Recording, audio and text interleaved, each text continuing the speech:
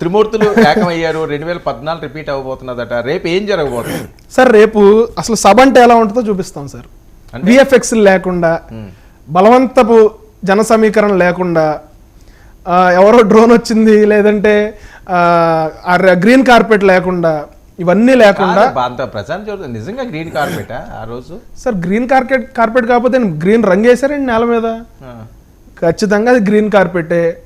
VFX ఇప్పుడు సినిమాల్లో పవన్ కళ్యాణ్ గారు చెప్పారు కదా, సినిమాల్లో ఎలా అయితే గ్రీన్ కార్పెట్ వేసి లేకపోతే గ్రీన్ మ్యాట్లు కట్టేసి వరాలు ఇవ్వబోతున్నారా? ఇంకా ఎన్నికల సమరశంఖానికి శంకరం పూరించినట్టేనా సార్? ఖచ్చితంగా ఈ కలయిక కోసం మేము 2 yearsగా కష్టపడ్డాం. పవన్ కళ్యాణ్ గారు 2 yearsగా ఈ 3 పార్టీలని ఒక తాటి మీదకి తీసుకురావాలని చెప్పి ఆయన చాలా కష్టపడ్డారు, చాలా మందితో మాట్లాడారు, చాలాసార్లు ఈ ముగ్గురిని కలిపి ఒక తాటి మీదకి తీసుకురావాలని చెప్పి పలుసార్లు ఆయన ఢిల్లీ వెళ్ళటం, అక్కడ అధినాయకత్వం బీజేపీ అధినాయకత్వంతో మాట్లాడటం, మోదీ గారితో మాట్లాడటం, అమిత్ షా గారితో మాట్లాడటం, అలాగే కేంద్ర నాయకత్వంతో మాట్లాడటం, వీళ్ళందరితో మాట్లాడి ఈ రోజున ఒక తాటి మీదకి తీసుకొచ్చి ఈ రోజున కూటమి ముగ్గురు కలిసి మొన్న ఏదైతే కన్ఫర్మ్ చేసి చెప్పారో ఆ రోజునే ప్రజలు యాక్సెప్ట్ చేశారు ఈ కూటమిని. ఖచ్చితంగా ఎక్కడ సార్ నిరసనలు? ఎక్కడ సార్? ఏం లేవు సార్. ఏ నిరసన గురించి మాట్లాడుతూ ఉన్నారు మీరు?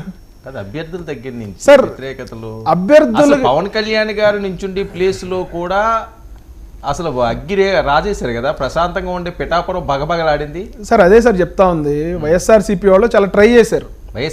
వైఎస్ఆర్సీపీ వాళ్ళు చాలా ట్రై చేశారు. ద్వారంపూడి చంద్రశేఖర్ రెడ్డి గారు, అక్కడున్న గీత గారు ఎవరైతే ఉన్నారో ఆవిడ, మళ్ళీ మిథున్ రెడ్డి గారు, వీళ్ళంతా కూడా చాలా ట్రై చేశారు పిఠాపురంలో ఇబ్బందికరమైన పరిస్థితులు క్రియేట్ చేద్దామని.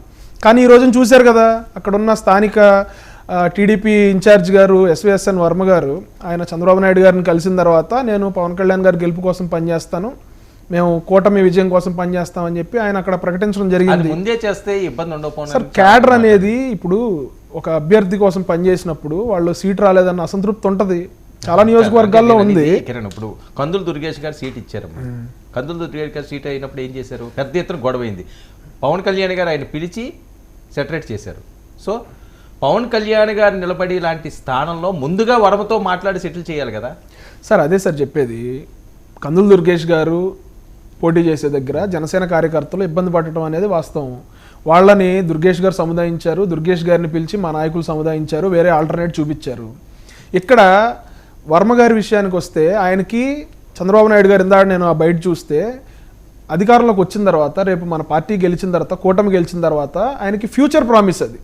దుర్గేష్ గారిది ఇమీడియట్గా ఆయనకి వేరే ఆల్టర్నేట్ చూపించారు, అవకాశం ఉంది కాబట్టి. ఇక్కడ వర్మ గారికి వేరే చోట చూపించడానికి అవకాశం లేదు కాబట్టి ఏం లేదు సార్. అందరం కలిసికట్టుగా అన్నదమ్ముల్లాగా పనిచేసుకుని పవన్ కళ్యాణ్ గారిని 1,00,000 మెజారిటీకి తక్కువ కాకుండా గెలిపిస్తామని చెప్పి అక్కడ తెలుగుదేశం జనసేన పార్టీ శ్రేణులు కలిసి పనిచేసుకోబోతా ఉన్నారు.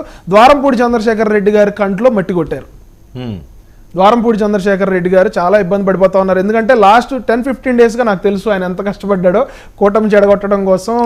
జనసేన సర్వేలో పిఠాపురం నుంచి పవన్ కళ్యాణ్ గారికి 1,00,000 మెజారిటీ, అంతేనా? 1,00,000 తక్కువ కాకుండా మెజారిటీ వస్తుంది. రైట్. మనతో పాటుగా